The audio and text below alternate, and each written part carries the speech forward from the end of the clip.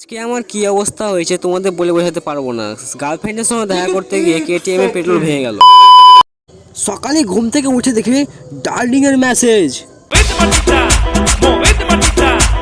Second পর ভালো করে দেখলাম, স্যার মেসেজ করেছে আজকে ক্লাস আছে। তারপরে মন খারাপ করতে করতে খেয়ে নিলাম সাদা বিরিয়ানি, মানে সিদ্ধ ভাত।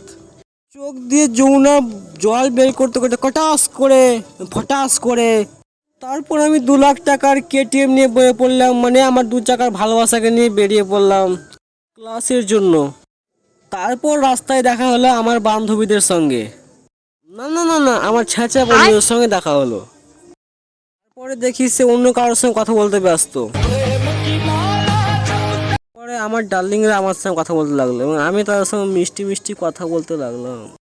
তারপরেই আমরা ক্লাস থেকে বেরিয়ে পড়লাম। তারপরে রাস্তায় আস্তে আস্তে আমার সাইকেলে পেট্রোল ভেঙে গেছে। তখন আমি একটা বান্ধবীর সাইকেলে চড়ে এলাম।